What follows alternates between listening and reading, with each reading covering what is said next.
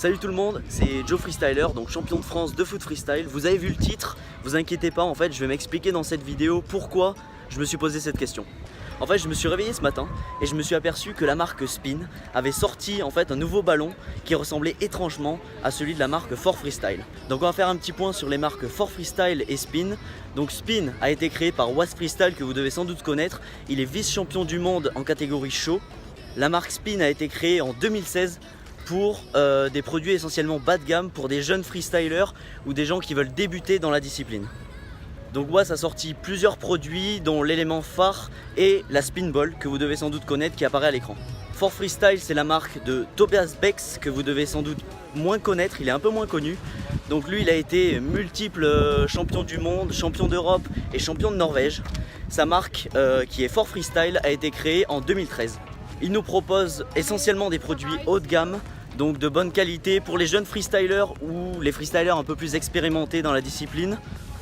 Et j'ai moi-même pu tester certains de ces produits et je peux dire quand même qu'ils sont de bonne qualité. Donc la polémique tourne autour du ballon Fort Freestyle Camouflage sorti le 20 mars 2017 et la Spin Ball Camo qui est sortie le 25 mai 2019.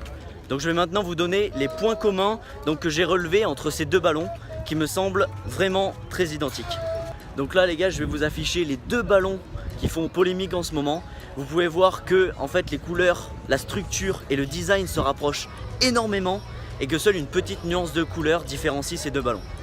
Donc vous pouvez observer un petit peu plus près sur les ballons en fait que les traits qui séparent les deux pentagones sont thermocollés, donc c'est-à-dire qu'ils sont collés grâce à une source de chaleur.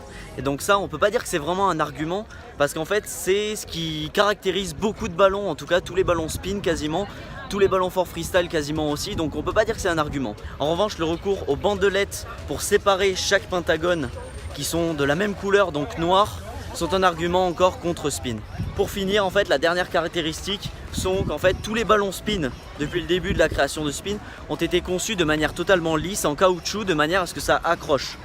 Et là en fait on ne sait pas pourquoi mais le ballon a changé et pour la nouvelle série ils ont mis exactement le même procédé, ils ont utilisé le même procédé en fait en mettant des petits points, si vous regardez bien à la surface du ballon, qui sont les mêmes que sur le ballon Fort Freestyle.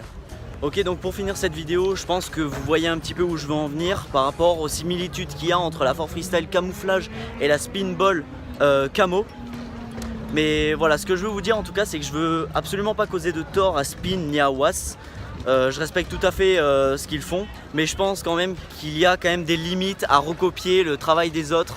Ce que font les autres, il faut quand même mettre des limites, comme par exemple quand on utilise une musique qui est libre de droit ou pas, on doit en fait citer l'artiste, citer le nom de la musique.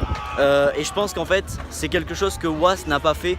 Après c'est juste mon avis, hein, j'accuse pas Was ni rien, c'est juste mon avis, mais je pense qu'avec ce nombre de similitudes, il aurait dû au moins citer la marque Fort Freestyle. Voilà, je tiens juste à le rappeler au moins pour les abonnés de Was, pour ceux qui suivent un petit peu ce qu'il fait et qui connaissent pas forcément en fait la marque Fort Freestyle. Ben voilà, faut savoir que l'idée ne vient pas essentiellement de lui. Peut-être qu'elle vient de lui, mais peut-être pas, faut quand même se méfier, donc voilà, c'est juste à titre d'information. Si cette vidéo vous a semblé utile et qu'elle vous a plu surtout, n'oubliez pas de la partager et juste de lâcher un petit like s'il vous plaît, ça m'aidera en tout cas, merci beaucoup. Et moi je vous dis à la prochaine pour une prochaine vidéo. Ciao.